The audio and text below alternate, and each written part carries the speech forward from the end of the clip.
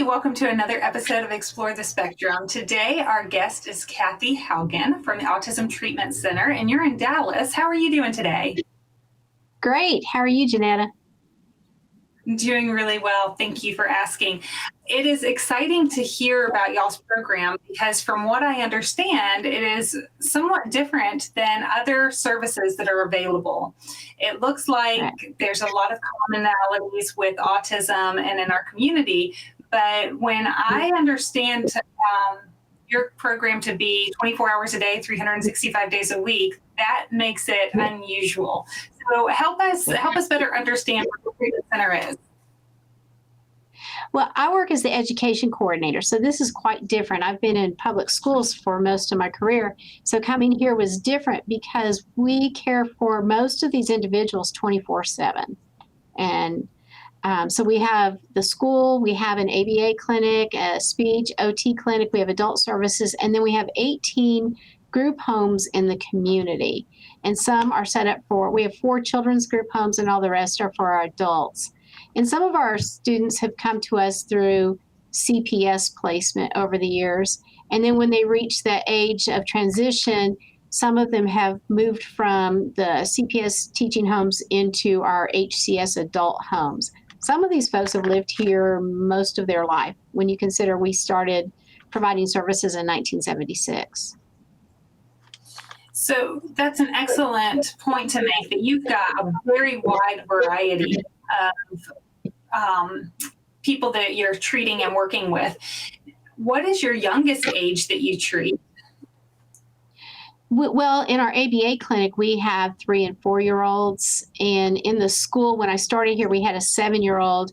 He's since gone home. And we're waiting for another student. We also take in school district contracts. And we have a little guy coming from pretty far from Dallas who is 9 years old. So he'll be joining us. And we had a referral the other day for an 8-year-old. We like to get them young so that we can help mold them. By the time they're older teens, they've established some pretty extreme behavior patterns. And so the earlier that we can get them and provide intervention, the better the outcome for them. And are those kids living in children's homes, as you said? Yes, we have 4 children's homes, and we have a few kids who were placed through school districts where the school district is quite a ways from Dallas, and so they'll live in the group home and then come to the school.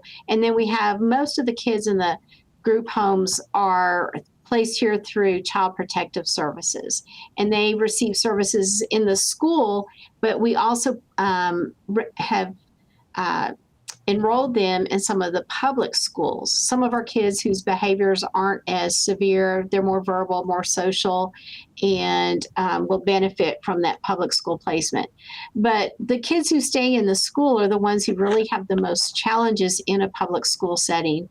Because the large numbers, all the changes that take place, we can provide structure with a smaller ratio in our classrooms.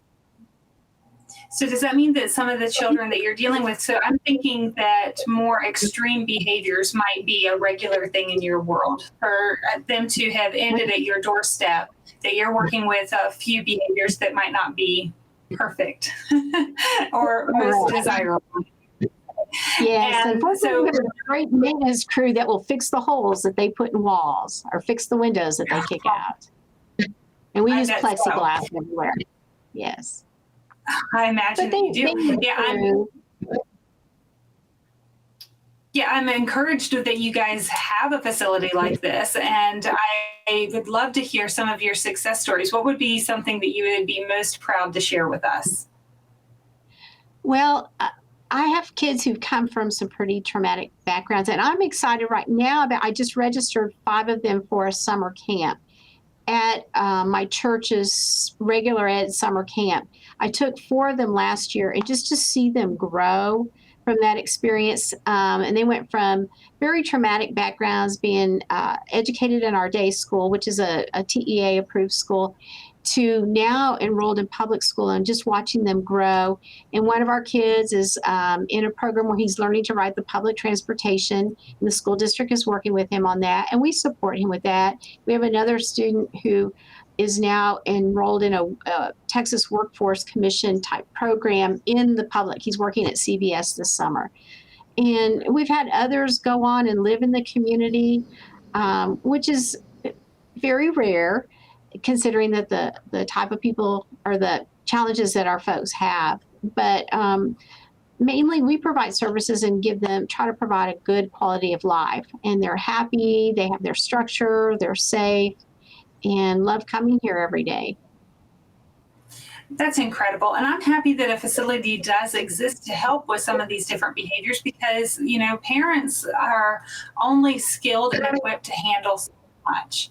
And when they're looking for somebody to help them out, they need that assistance, and they don't need the assistance necessarily for 30 minutes. They need it for an extended amount of time. So thank you for the work that you do and for providing that safe place for these kids to go.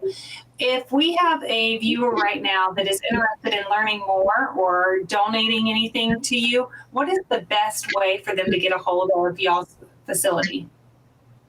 Our main phone number is 972-644-2076. If they call with their question or whatever they want to do to provide support, because we are a nonprofit organization and we take donations all the time, they can call us and they'll be directed to the right person to assist them with their question or their need.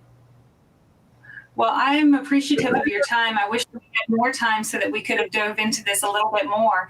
But thank you very much for joining us today. And to all of our viewers, thank you very much for joining us as we continue to explore the possibilities.